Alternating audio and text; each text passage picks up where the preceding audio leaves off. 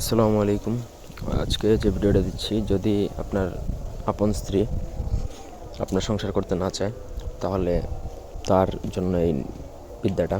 আপনার স্বামীও যদি আপনার সাথে সংসার রাখতে না চায়, তাহলে এটা প্রয়োগ করতে পারবেন। এক কথায়, স্বামী স্ত্রী যদি সংসার রাখতে না চায়, আপনি এটা প্রয়োগ করে সেই সংসার ঠিক করতে পারবেন, আপনার বশ বাধ্যগত করতে পারবেন।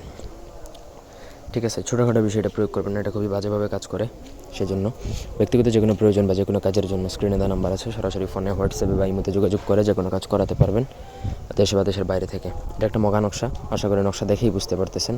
এই বইটাও চাইলে আপনারা আমাদের থেকে নিতে পারবেন। তাছাড়া ভূজপত্র, এরপর গুরুচন, কামাখাসিদুর ইত্যাদি যে কোনো কিছু আমাদের থেকে নিতে পারবেন। যাই হোক, এটা লেখার জন্য যে কোনো শনি মঙ্গলবার দিনে পাক পবিত্র হয়ে আপনাকে একা নির্জনে বসে রাত্রিবেলা নদীর পাড়ে বসে আপনাকে নকশাটা লিখতে হবে।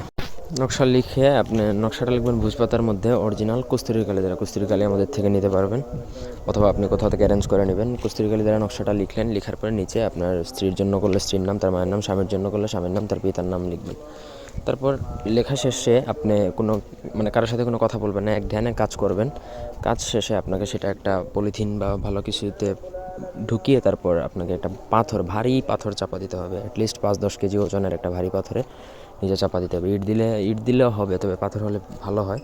এমনভাবে চাপা দিবেন বা এমন একটা জায়গায় রাখবেন যাতে ওইখান থেকে কেউ সেটা না সরায়। সরিয়ে ফেললে আবার সমস্যা আছে, আপনার কার্যকর ক্ষমতাটা নষ্ট হয়ে যাবে। এটা দীর্ঘদিন পাথরের নিচে থাকবে, এরকম একটা জায়গায় পুঁতে দিবেন, রেখে দিবেন, তাহলেই কাজ হয়ে যাবে।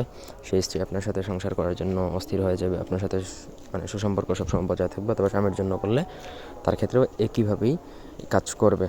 তো আশা করি বুঝাইতে পারছি। কোনো অংশ বুঝতে অসুবিধা থাকলে কমেন্ট করে জানাতে পারেন। ব্যক্তিগত কাজে আমাদের সাথে যোগাযোগ করতে পারেন। ধন্যবাদ সবাইকে। আল্লাহ হাফেজ।